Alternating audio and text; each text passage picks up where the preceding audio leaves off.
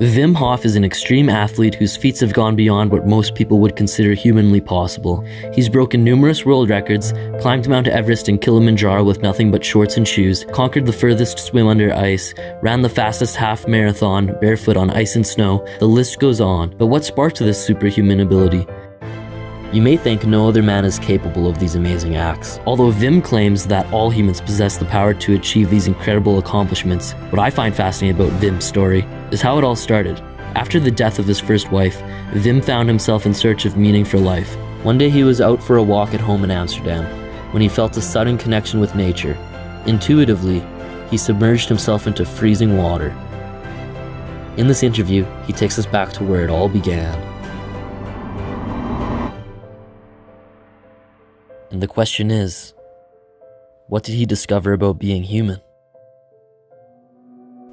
Many books I've been reading, many esoteric disciplines I went in because I felt there is more between the heaven and the earth, but I couldn't find it.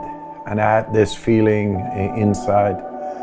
And after years, I found myself in the park on Sunday morning and was, pondering within once again, like always. It doesn't stop, If you really search for something and you haven't found it, your brain just keeps on. You're into your mind. So this Sunday morning I was walking through the park and I just felt this attraction to this thin layer of ice on the water. I looked around, if there was somebody, the idea came up. I go into that water.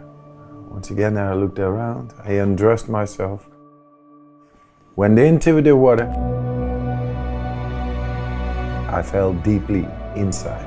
It silenced me. I felt this is it, without thinking. And that moment, it's blank, but it's there. And it made me feel really good. Just 1 minute, it was the first time. I played a little bit with the ice and I was witnessing, I didn't feel the cold whatsoever. I felt power, just internal power, which is connection. And this connection, if you feel it and you get out, then you have triggered something inside, something deep. And it makes you feel good because feeling good is deep connection. And I took it home. I wasn't thinking about it. I was just into this feeling. Gave me a rush. So the other day I came back and I did the same thing. I had the same feel. And I came back every day and I lengthened in time because I felt I was able to do that. At a certain moment, I began to become aware I was breathing more deeper. And that deeper breathing brought about an oxygenation in my body, tingling, all kinds of sensations. And I could, after like 25 of these breaths, I could in the ice water, stay 5 minutes, 6 minutes, 7 minutes, no problem, no force, pure silence from within and out. Connection. I was totally convinced within and always went back, Because people thought of me as a crazy man who's gonna sit in the freezing waters like 35 years ago. And he must be crazy, and what people think it affects in a certain way. I just kept it secluded for about 25 years. It was. I was always going into the park where I lived in the south of in Amsterdam, in a squat place. It was, and just between two trees, nobody could see me there. I just did my thing because I just felt very peaceful, powerful, silenced. Later, I began to know, yes, the cold brings you in a deeper connection with the deeper parts of the brain, which is the adrenaline, the reptilian mode, the primitive brain, the reactionary brain, which is not thinking but only feeling. This is what I was looking for, something beyond religion, beyond concepts of philosophy, or if you do this, this happens, all kinds of disciplines, but never this depth in my brain connected with the depth of my body. And from there I became aware that there is a deeper power, and I challenged it, and at certain moments I could sit all night long in the shorts outside in freezing temperatures. That's power, that's something beyond what we think. It's just feeling, pure feeling. Because I've always been looking for what is life about? What is the real sense of life? And you cannot find it in the books. You are the book. You got to open up and begin to read, to be conscious of what you have inside. And that's my conviction. We are made to be happy, strong, and healthy. You know, after 30 years of mockery, which I endured, it's belief. A man is not able to endure 30 years of mockery if he hasn't got this belief, you know. I see this chair, this is here. You cannot make me say it's not here.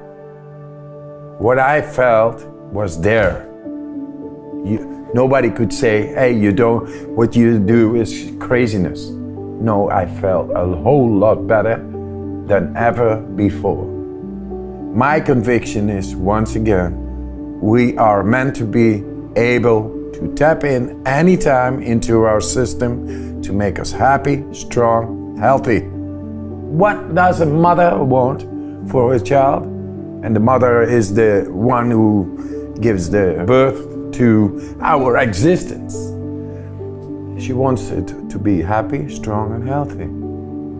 And if there is a lack, you compensate with possession, with money, security. In this all insecure, because you cannot guarantee health, happiness, and strength.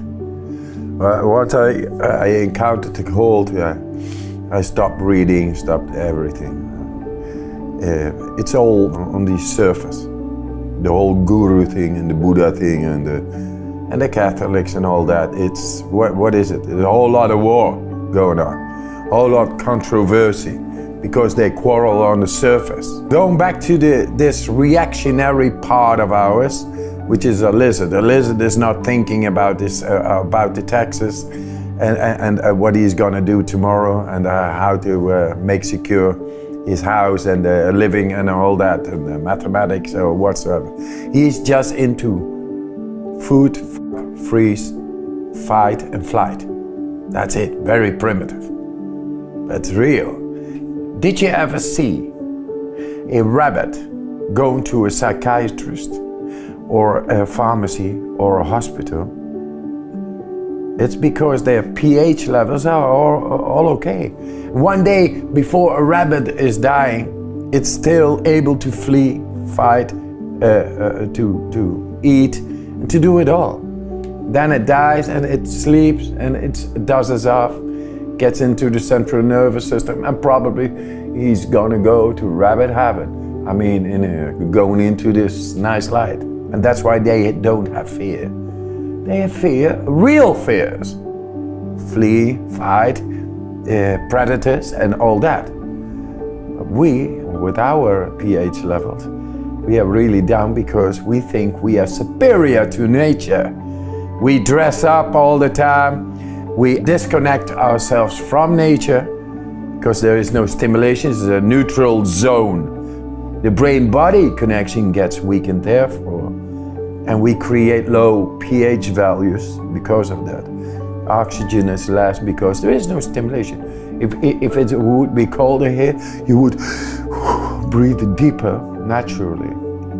And that activates all the veins. We got 125,000 kilometers, which is about 80,000 miles of capillaries, arteries, veins, and all channels of blood.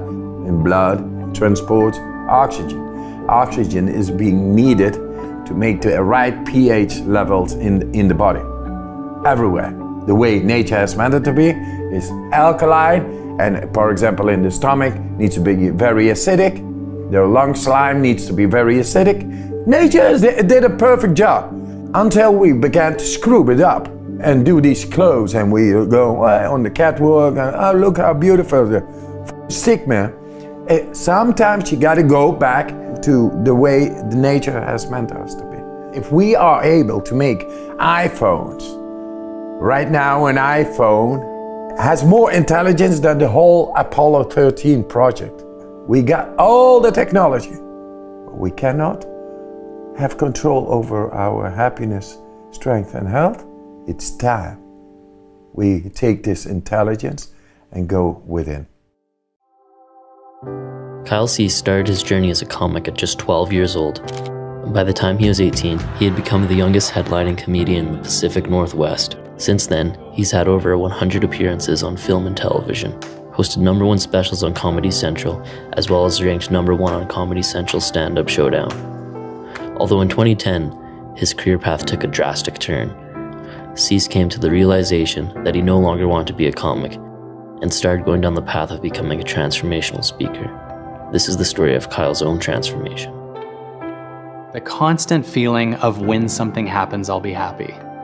I would just always think when I get the next gig, or when I get the next movie, or when I book this part, or when I get to date this person, I'll be happy. And I think one of my first awakenings was the revelation that I was always thinking that, and seeing other people thinking that. A lot of other people were very successful in their head thinking, when do I book the next movie? When do I get the next thing? And I know that a lot of listeners watching this right now have in their head right now something that when they go, when that happens, I'll be happy. When I get that job, when I let go of this relationship, when I get over this addiction, I'll be happy. And I started realizing that as I was getting these things, they were the source of my happiness, so I was actually in fear. I'd be like, well, what if I lose this? And I better get the next thing, and I better keep going. And it just started this constant chasing. And a huge shift in my life was when I left the thinking of when something happens, I'll be happy, and moved towards a new belief, which is when I'm happy, things will happen. And by happy, I mean okay with all of myself. I mean, not just big fake smile, but okay with myself as is, okay with my pain, okay with my shame, okay with my darkness, okay with my anger, okay with myself. And I've been in an ongoing practice of being okay with both myself, the world, and just becoming more and more present and accepting of myself. And ironically, as I'm not chasing certain things, more amazing things just come to me. And I started realizing that if I'm chasing something, I'm actually saying it completes me. And if I'm instead connected to myself and more okay with myself, other things that I wasn't even anticipating and could be even more of an amazing surprise can come to me. And how many times do we need to keep getting the thing before we realize that's not where our happiness is? So I stopped chasing and started being. I started listening. And this is where life actually told me, you're done being a stand-up comic, and I have more exciting things for you that you would never have thought of. And I realized that there is a space that has something bigger for me than anything that my ego could have come up with. And so that's what I do. I listen to the now and then do what it says.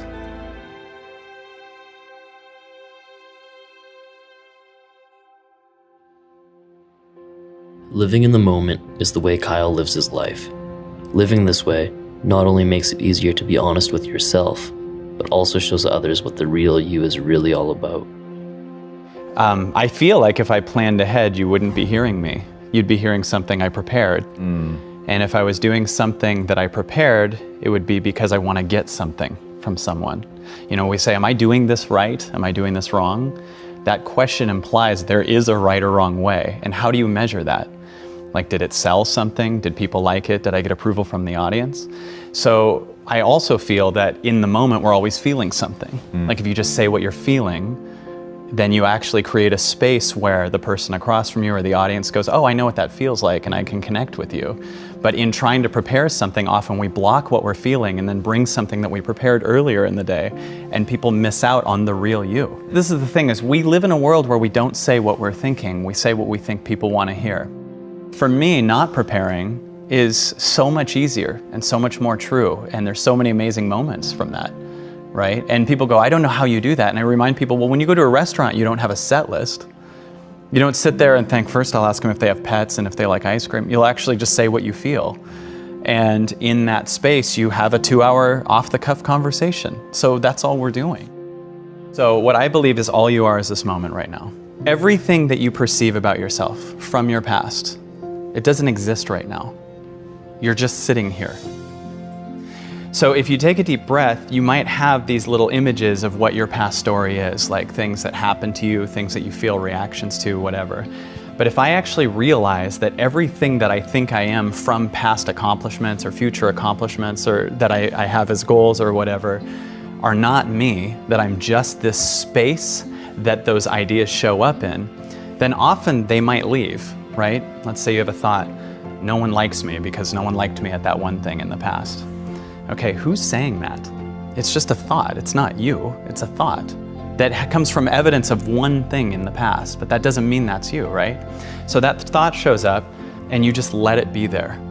So where are these thoughts coming from? They're just thoughts that we have, these things that we think. And usually we think that those thoughts are bigger than us, and then we resist them. All those things that we think we are that feel limited. You know, I'm not enough, I'm not worthy, I'm scared. The only thing we have as evidence of that is our past, right? I'm not enough because that one time. He doesn't know my story though. My story, my past, it's not what you are. Most people think the things that are temporary are the permanent things, right? The temporary passing, I'm going through a breakup. You don't understand that in a month you're gonna be okay. When you're in a low, when you're feeling bad, you think that thing you're feeling is how you're gonna feel forever, which is what makes it feel worse. You know what I mean? When you're in a low, you're like, this is my life now. This is it. Or when you're in a high, you also get extra high because you think, this is my life now. I've fallen in love with this person. So we're together forever and I'm always going to feel like this. They're the one. Then a month later, you're like, is this my life forever? And then it goes back and forth and you don't get that all of your emotions are temporary. They're passing things. But there is this thing in this moment right now that I feel is permanent. This thing that you can feel, just this silence, this space. I've had so many things that have shown up and left that I once thought were my reality, that it feels like parts of me continue to die, and I allow them to die. Despite all of his massive accomplishments, Kyle claims that they're in the past and they don't matter anymore. So most of our pain comes from believing, I believe, that we should keep holding on to these things that are really heavy in our lives. Even in physical examples, like just there's a lot of us that have an attic full of things, right? A lot of those things are things that your past thinks you should have, but they're not necessarily what your heart would want right now, right? Like this is something I inherited, or I should keep this and one day show my kids, right? So to give you an example for me, I had a top Comedy Central special in 2006, and I was cleaning a couple years ago and I found this huge poster and it was something I'm so proud of, and I was like, should I keep this? And I was like, my mind comes up with a justification for why I should keep that. And I believe when your mind comes up with a justification, that means you don't want it. I don't justify to anybody why I do this for a living. I don't justify who my family is. I don't justify who my best friends are to anybody. But there are some of us that have situations like, well, I do not like that person, but they were nice to me that one day. I don't like, yeah, that job sucks, but I will get medical in 6 months, right? You're allowing yourself to lower yourself to your mind understanding why you're ignoring your body. So I believe there's two voices that we all have. There's a first voice that tells you the next step, and it can only tell you the next step, right? So those are those quick inspired moments that show up that say things like, what if we left this company? you can't see what'll happen, right? It's that first voice. It's before you realize you might go broke. It's that first moment. What if we leave this company, or what if we ask that person out? Or that inspired moment that goes, what if I just flew to Italy right now?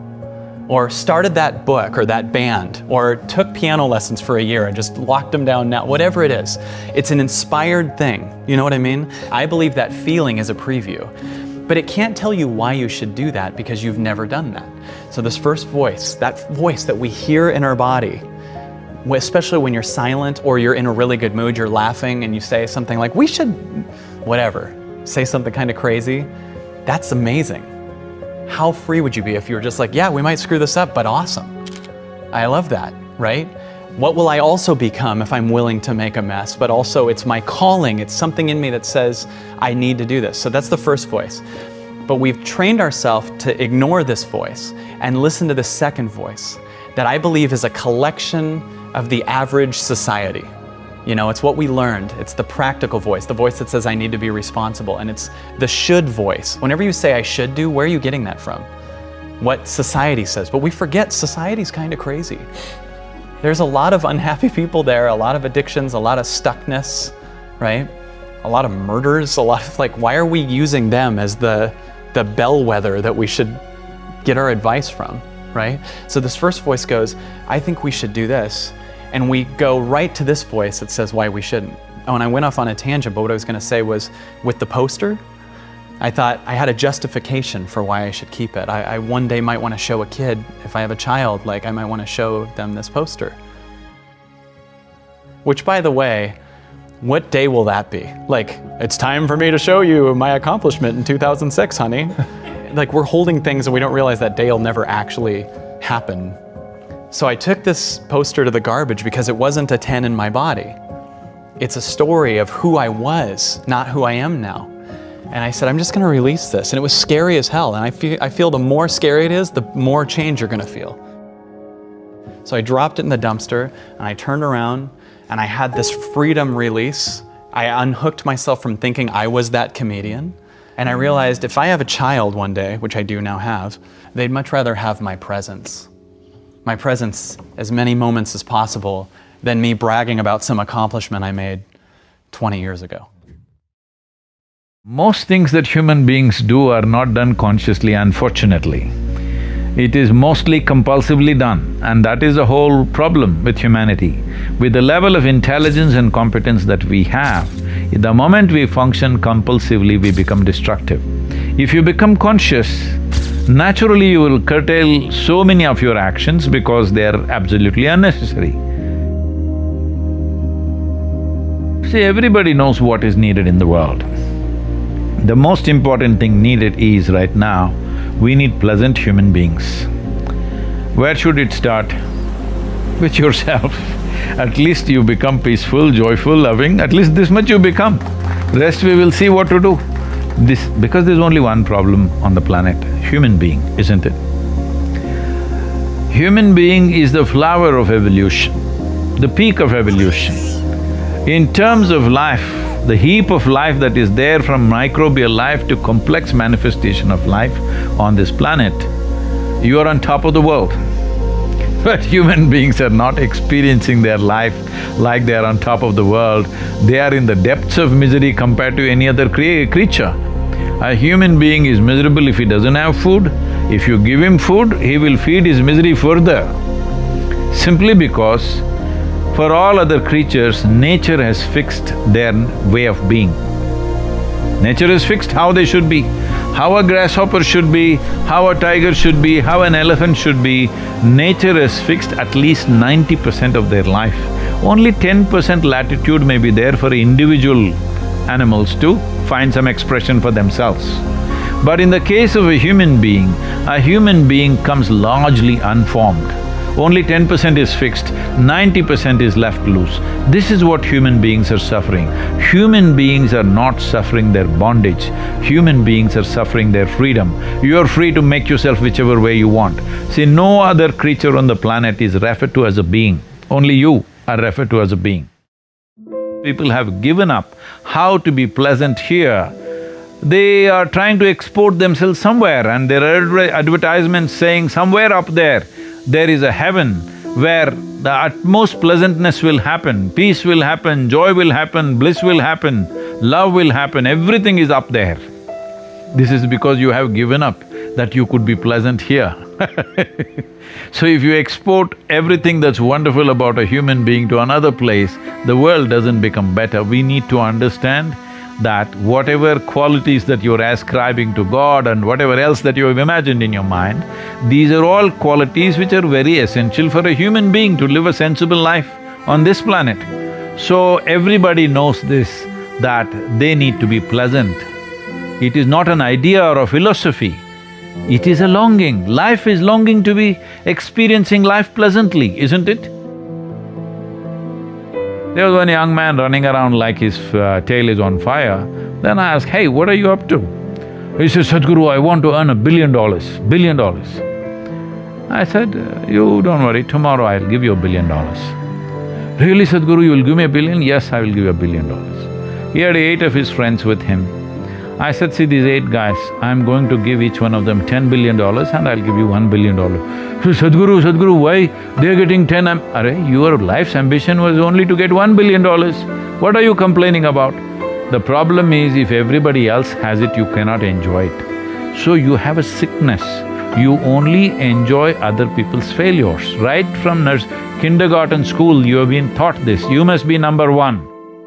Then what must be the others? What must the other children be? They must be all below you. So you always been taught that joy and happiness is always about enjoying other people's failures, other people's incapabilities. This is not joy, this is sickness. If you get rid of this sickness, everything will be fine.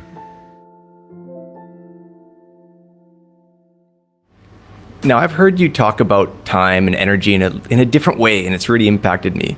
So what can you offer those who are worried about wasting time? If you're against wasting time, that means you're against meditation. Time is not something that you use. Time is the basis of your life. Your life is time. So, should you necessarily do something? That's an individual choice. Time is a very relative experience. On a given day, you're very joyful. Have you noticed on that day, 24 hours, poof, went off like a moment. Another day, you're miserable or depressed, 24 hours feels like 10,000 years.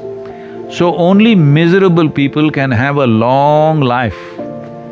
So those miserable people raise all these kind of questions and make it like it's some great philosophy. Life is not a philosophy. Philosophy is a silly explanation to a life which is a phenomena beyond all explanations. You can only experience this. You can't deduct it into your philosophy. The moment you deduct it into your philosophy, you become a constipated life. That means it happens little by little. It doesn't happen like an explosion. What do you think it is that's getting in the way of people's potential? Well, most things that human beings do are not done consciously, unfortunately. It is mostly compulsively done, and that is the whole problem with humanity. With the level of intelligence and competence that we have, the moment we function compulsively, we become destructive. If you become conscious, naturally you will curtail so many of your actions because they are absolutely unnecessary. Either you're trying to be better than somebody, which you can never be, and or you're trying to do something in competition with the rest of the world, wanting to prove some nonsense that nobody's convinced about anyway. And all these countless number of people who existed on this planet before you and me, all those idiots also were doing the same thing.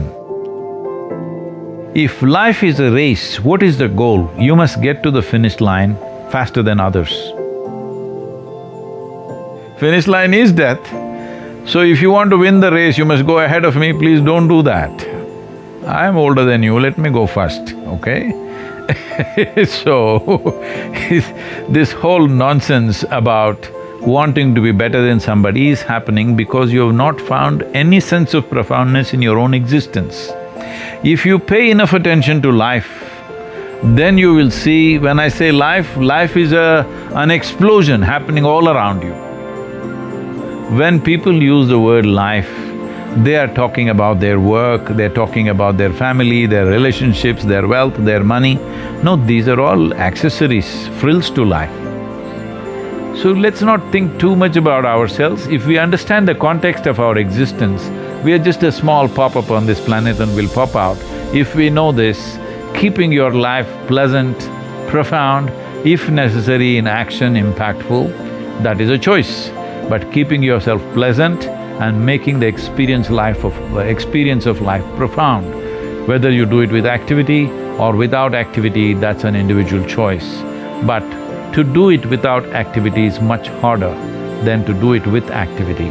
Most people who are lazy are also bitter about something. There is no sense of profoundness to their life, they always feel insufficient. That's not the way to live. If you're very pleasant and you have a profound experience of life, you have a right to do nothing, absolutely nothing.